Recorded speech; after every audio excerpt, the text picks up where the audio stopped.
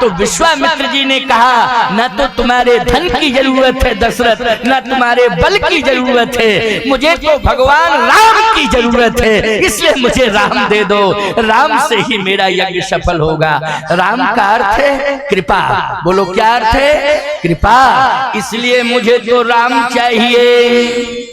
दशरथ जी कहते मांगहु भूमि धेनु धन कोशा, और सर्वस्व आज देहु सही रोषा, और देह प्राण ते प्रिय कछु नाही, और सो मुनि देव निमखीक माही, सो मुनि देव निमखीक माही। मैं प्राण भी दे सकता हूँ। महाराज दशरथ ने कहा महाराज प्राण ले लो। विश्वामित्र जी ने कहा ना मुझे प्राण चाहिए ना धन चाहिए, मुझे तो राम चाहिए। दशरथ जी महाराज एक बात कह गए, आप सुनना और समझना जरा। क्या? सब सुत मोह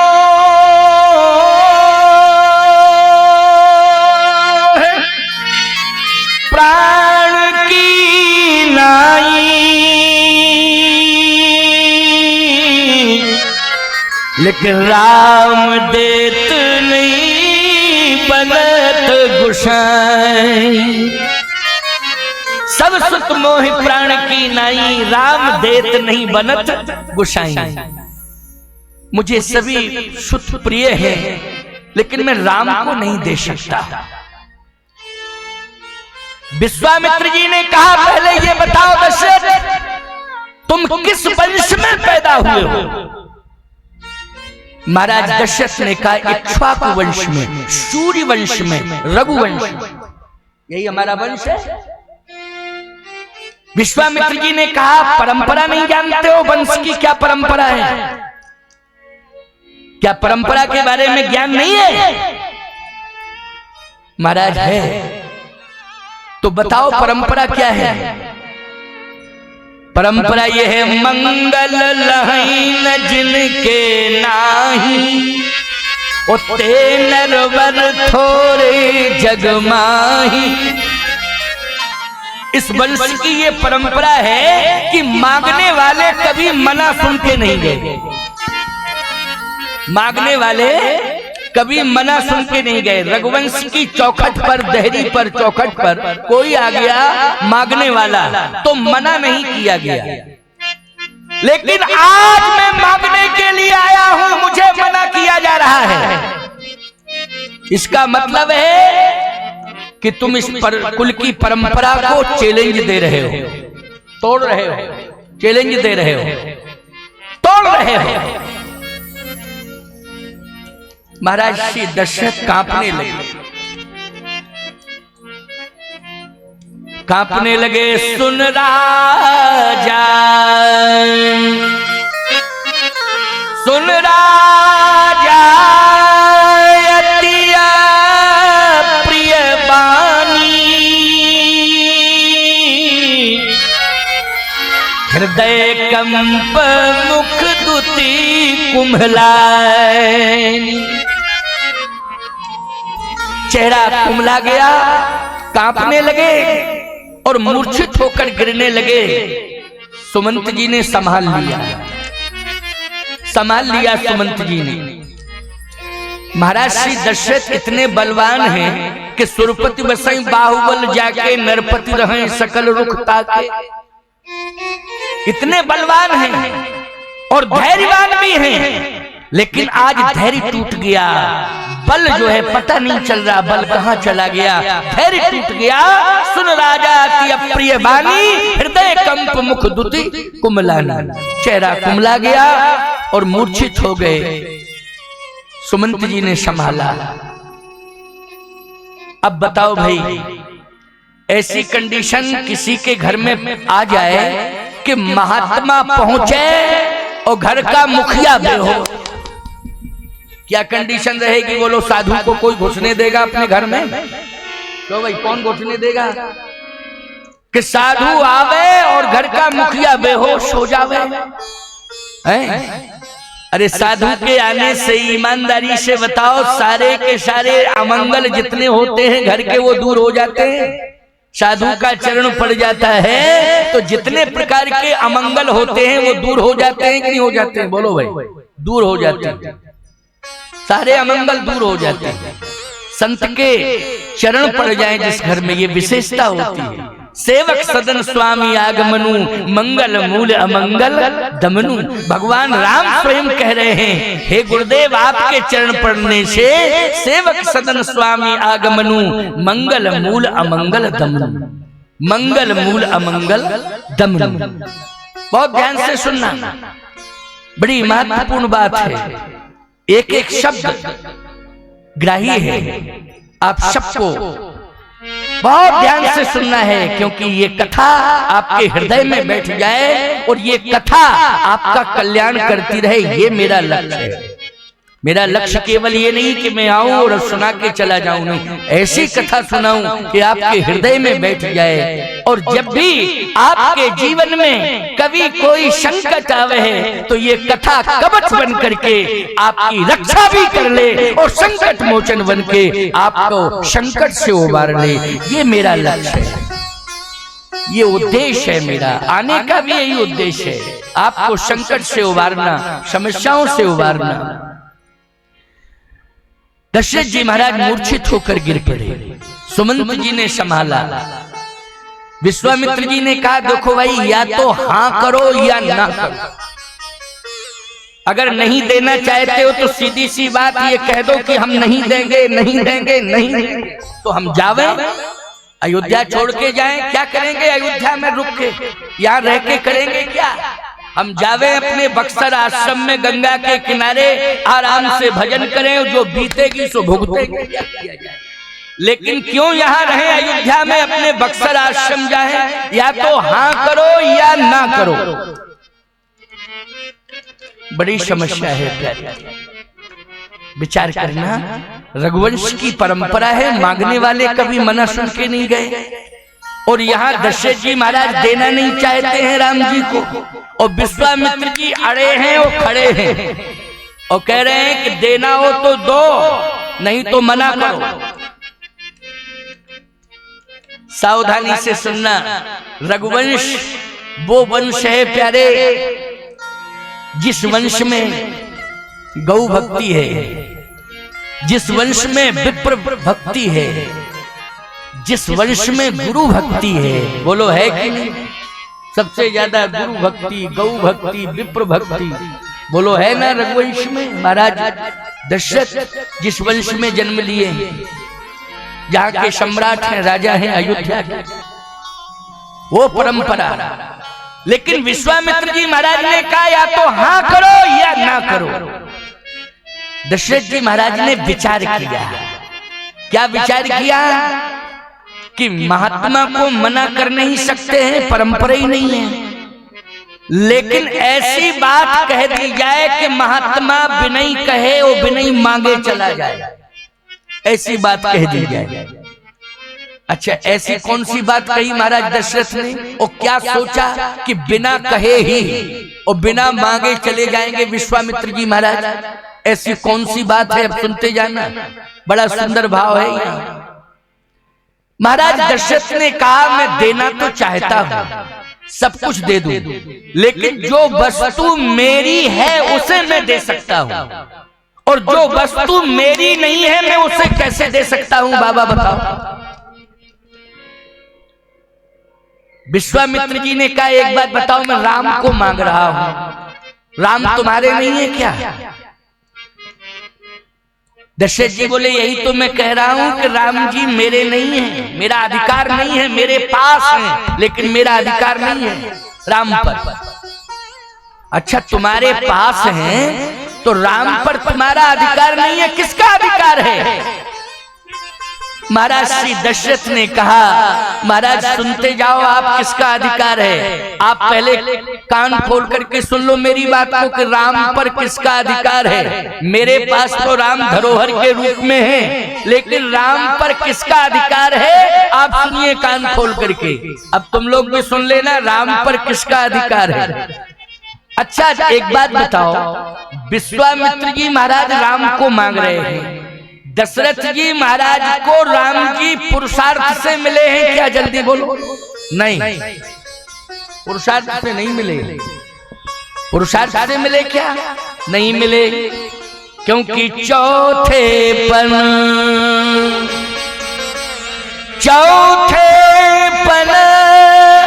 पायु सुत चारी, और बेप्रवचन नहीं कहे वो बिचारी। तो सीधी सी बात है कि चौथापन मानी होता है बुढ़ापा। बोलो, होता है बुढ़ापा कि नहीं? मैं आपसे पूछना चाहता हूं, चौथेपन में क्या संतान का योग बनता है? सबने गर्दन हिला दी। सही बात है, सही बात है। चौथेपन में संतान का योग नहीं बनता है, बल्कि चौथेपन जाइए नृपकानन, ये योग बनता है। चौथेपन जाइए नृपकानन। महाराज मनु ने भी क्या किया था? महाराज मनु ने स्पष्ट कहा था, होय न विषय विराग, भवन बसत भा चौथपन, हृदय बहुत दुख लाग, जन्म गयो हरि भगत। तो चतुर्थ अवस्था में तो भगवान को पाने की इच्छा होती है, संतान को पाने की इच्छा नहीं होती है।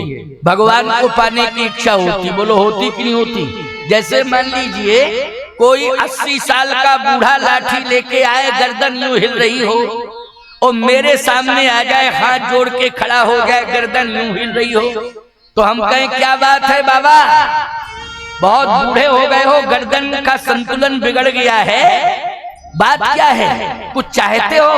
हाँ चाहता हूं। क्या? तो हम क्या सोचेंगे कि यही चाहता है कि मुझे भगवान मिले।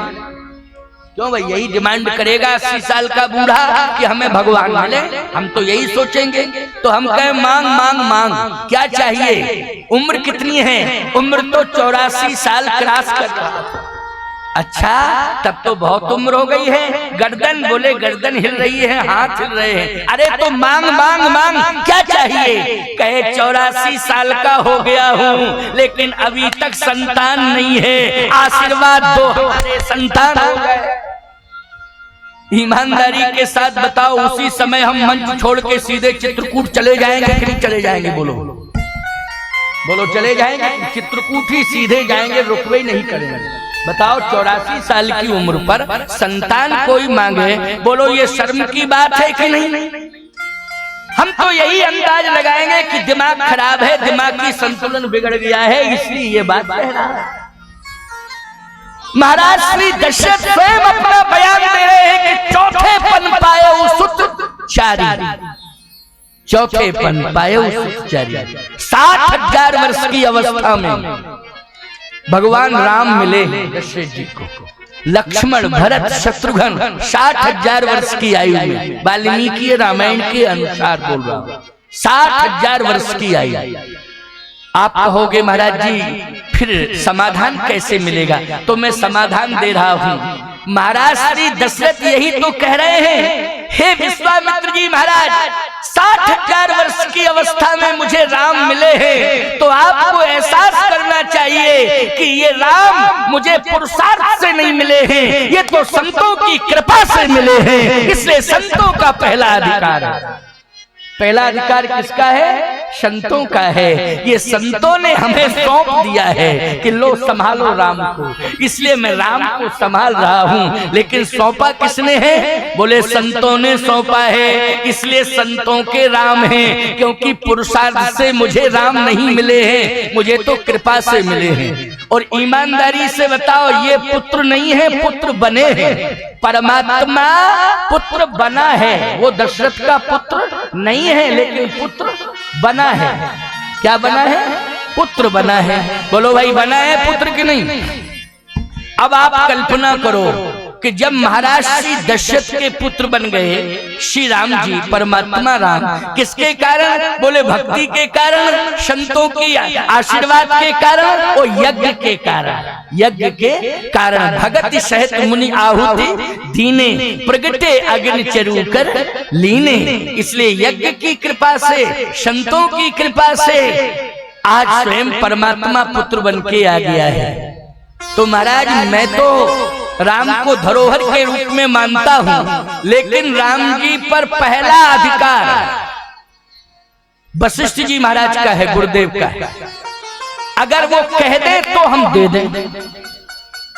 मैं एक बात कहता हूं, अकेले वशिष्ठ जी ने ही यज्ञ कराया था। यज्ञ की संपन्नता यज्ञाचार्य के ऊपर डिपेंड है।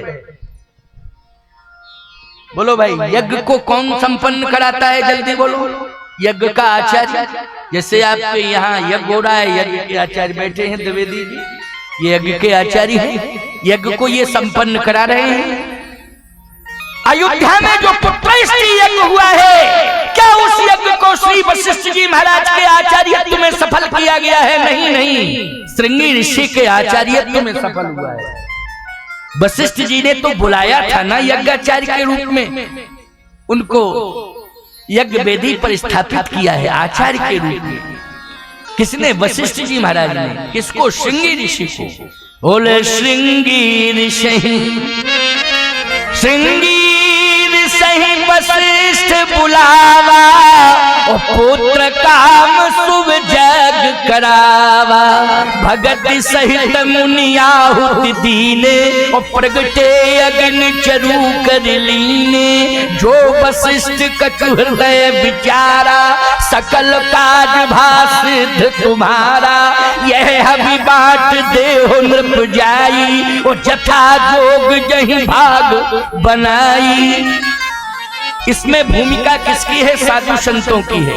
और यज्ञ का आचार्य कौन बना है? बोले श्रृंगी ऋषि जैसा महापुरुष बना है। श्रृंगी ऋषि जैसे महात्मा को यज्ञ का आचार्य बनाया गया। लेकिन वशिष्ठ जी महाराज का नाम लिया दशरथ जी ने, श्रृंगी ऋषि का नाम नहीं लिया।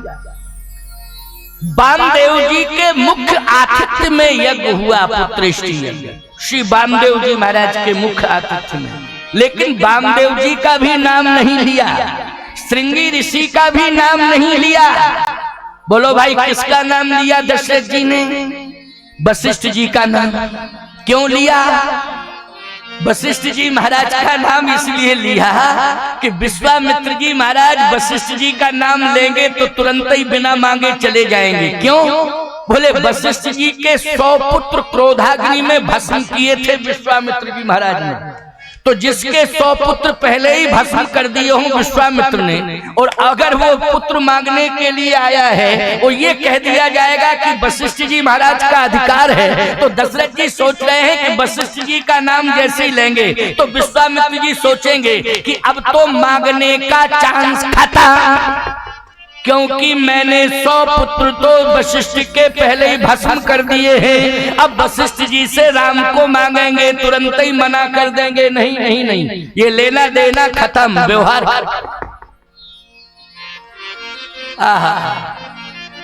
इसलिए कहता हूं कि संतों को ठीक से समझ लो, संतों के मर्म को समझ लो, संतों की विचारधारा को समझ लो, और संतों के व्यवहार और विचार और संस्कार को थोड़ा सा समझ लो और थोड़ा स्वीकार भी कर लो। अगर संतों का व्यवहार और संस्कार थोड़ा सा तुमने स्वीकार कर लिया तो मैं कहता हूं कोई समस्या रह नहीं जाएगी, कोई समस्या नहीं रह जाएगी। सावधानी से सुनना मेरी बात को। विश्वामित्र जी महाराज के कानों में ये शब्द पड़ा कि वशिष्ठ जी महाराज कह देंगे तो दे देंगे, ये दशरथ जी कह रहे। तो विश्वामित्र जी ने तुरंत कहा, बुलाओ वशिष्ठ जी महाराज को, बुलाओ। क्यों? मतभेद तो था विश्वामित्र में और वशिष्ठ में, मतभेद था लेकिन मनभेद नहीं था।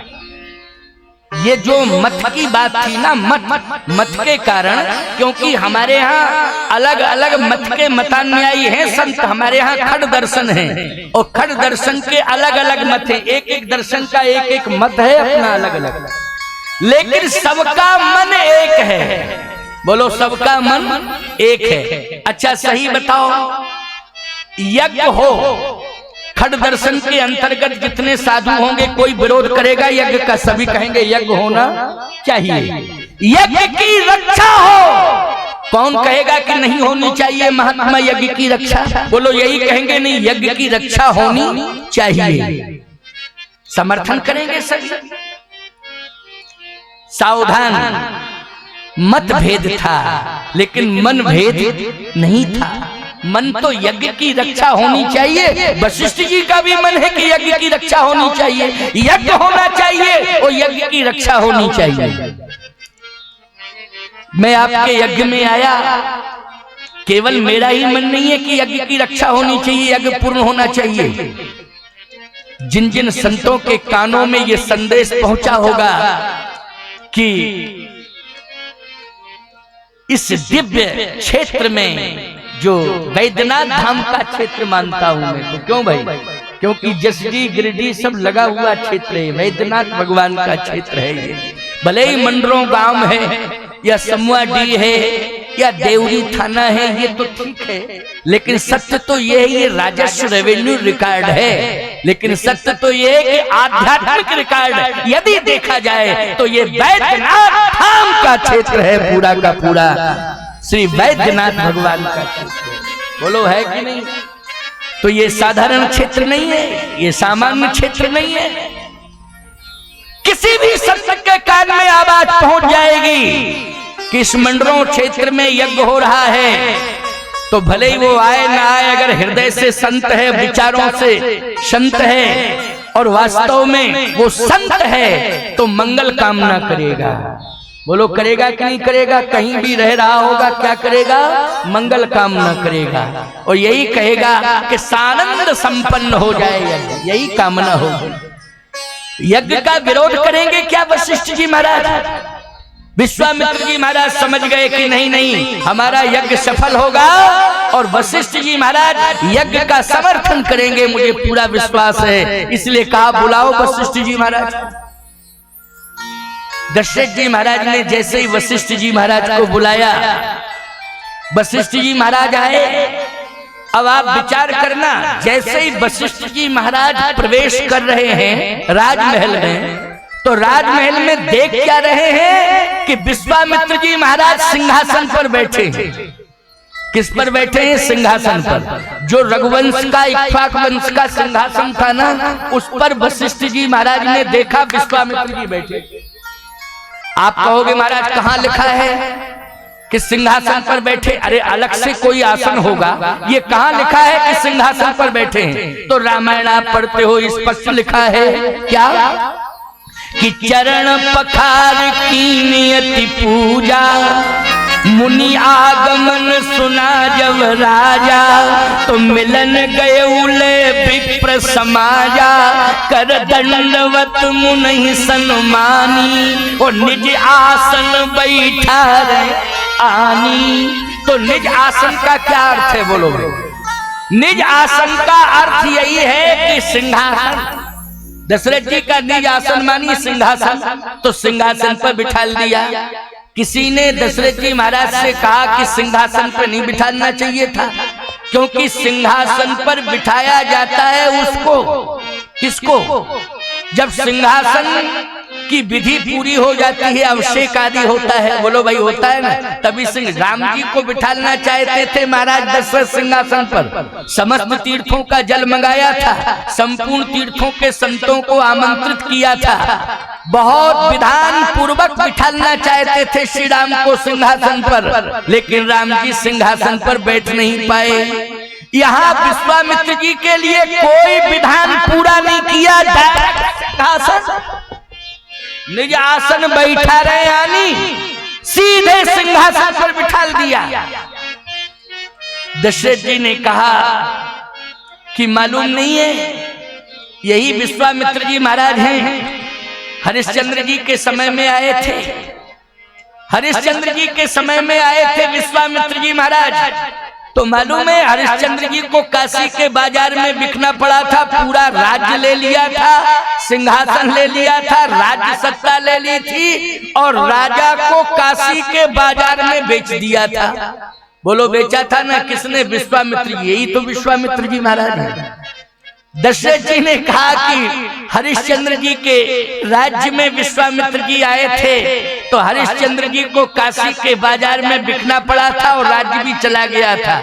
अब रामचंद्र जी आए तो रामचंद्र जी के समय विश्वामित्र जी आए हैं। चलो विश्वामित्र जी महाराज आए हैं, लेकिन दशरथ जी ने सोचा कि मुझे काशी के बाजार में न बिकना पड़े, इसलिए पहले ही सिंहासन सौंप दो कि बैठो महाराज, आप ही का सिंहासन है, आप ही की अयोध्या है, आप ही का राज है, हम तो आपके सेवक हैं। और चरण पखार कीन यति पूजा, मौसम आज धन्य नहीं दूजा। चरण पखार रहे हैं, आरती कर रहे हैं, स्तुति गायन कर रहे हैं, सम्मान दे रहे हैं। लेकिन याद रखना दशरथ जी महाराज भले ही सोच रहे हो कि मैंने सिंहासन दे दिया है, मैंने सम्मान दे दिया है, लेकिन विश्वामित्र जी महाराज सिंहासन लेने नहीं आए हैं, सम्मान लेने नहीं आए हैं, वो तो भगवान लेने आए हैं। इसलिए सिंहासन के प्रति उनका कोई आकर्षण नहीं है। बिठा तो दिया, बैठ गए सिंहासन पर, लेकिन सिंहासन पर बैठे रहे, लेकिन बार बार यही कहते रहे, राम चाहिए, राम चाहिए, राम चाहिए, मुझे राम का दर्शन कराओ, राम कहाँ है। वशिष्ठ जी महाराज आ रहे हैं, और जैसे वशिष्ठ जी महाराज आ रहे हैं, वशिष्ठ जी ने देखा कि सिंहासन पर बैठे हैं कौन, विश्वामित्र जी महाराज। तो आप कहोगे कि वशिष्ठ जी के लिए आसन अलग से पड़ा होगा, वहां वशिष्ठ जी महाराज बैठ गए होंगे अलग आसन पर। अरे आसन तो सुनिश्चित था, क्योंकि राजपुरोहित हैं, और राजपुरोहित के लिए राजभवन में एक विशेष आसन होता है कि नहीं होता है। उस आसन पर जैसे सिंहासन पर केवल राजा बैठ सकता है, वैसे ही राजपुरोहित का जो आसन होता है उस पर केवल राजपुरोहित बैठ सकता है, बाकी दूसरा कोई नहीं बैठ सकता है। तो विश्वामित्र जी महाराज सिंहासन पर बैठ गए, वशिष्ठ जी का आसन अलग से था, पड़ा हुआ था, वो तो सुनिश्चित था। वशिष्ठ जी महाराज अपनी आसन की ओर नहीं गए, जहां दशरथ जी के सिंहासन पे विश्वामित्र जी बैठे थे, वशिष्ठ जी उसी ओर बढ़े। अयोध्या वासी बोले अब टकराव हुआ, अब निश्चित टकराव हुआ, क्योंकि वशिष्ठ जी यही कहेंगे उठो उठो सिंहासन पर, जब तक हम तिलक नहीं कर दे कैसा राजा। प्रथम तिलक वशिष्ठ मुनि की ना, क्यों भाई, पहला तिलक कोई भी सिंहासन पर बैठता है तो परंपरा क्या है, पहला तिलक कौन करता है, बोलो भाई। पहला तिलक करता है कौन, बोले राजपुरोहित करता है, और राजपुरोहित कौन है, श्री वशिष्ठ जी महाराज हैं। तो शायद वशिष्ठ जी महाराज यही कहना चाहते, नहीं मैं राजपुरोहित हूँ, मैंने अभिषेक नहीं किया है, बिना अभिषेक के कैसे आप सिंहासन पर बैठ गए, शायद विरोध करने के लिए जा रहे हो। लेकिन विश्वामित्र जी ने देखा तो वो पहले ही खड़े हो गए। विश्वामित्र जी भी सोचे कि वशिष्ठ जी इधर ही चले आ रहे हैं बढ़े से गाथा की ओर, तो इसलिए भैया पहले ही से खड़े हो जाओ, तो पहले ही से खड़े हो गए। वो अयोध्या वासी बोले कि थोड़ा थोड़ा समझ में आ रहा है कि महात्मा विश्वामित्र सरेंडर कर रहा है, लेकिन गुरुजी के पावर को देख करके थोड़ा समझ में आ रहा है कि कहीं ना कहीं सरेंडर की भूमिका बन रही है। क्यों भाई, समर्पण की भूमिका बन रही है। लेकिन आपको मालूम होना चाहिए, धन्य है वशिष्ठ जी महाराज। जैसे विश्वामित्र जी खड़े हुए, वशिष्ठ जी महाराज ने दोनों भुजाओं को आगे बढ़ाया, और वशिष्ठ जी महाराज ने विश्वामित्र जी को हृदय से लगा लिया। दोनों महात्मा हृदय से हृदय मिलाकर मिलने लगे। दशरथ जी महाराज ने माथा पकड़ लिया, कन्फर्म हो गया अब राम गए। अब राम अयोध्या में रुकने वाले नहीं हैं, क्योंकि वशिष्ठ जी महाराज ने हृदय से लगा लिया है विश्वामित्र जी को, इसलिए अब दशरथ अयोध्या में राम रुकने वाले नहीं हैं। हृदय से हृदय मिलाकर महात्मा मिल रहे हैं। वशिष्ठ और विश्वामित्र का मिलन हो रहा है, हृदय से हृदय मिलाकर मिलन हो रहा है। प्यारे गोस्वामी जी कहते हैं दोनों महात्मा मिले तो रो करके वशिष्ठ जी महाराज से विश्वामित्र जी ने कहा कि महाराज आज मैं आशा लेके आया और मुझे विश्वास है कि मेरी आशा निराशा में बदलेगी नहीं, मेरी आशा निराशा में नहीं बदलेगी, मुझे पूरा विश्वास है। आशा क्या है? आशा एक राम जी से दूजी आशा छोड़ दे, नाता एक राम जी से दूजा नाता तोड़ दे। आशा एक राम जी से दूजी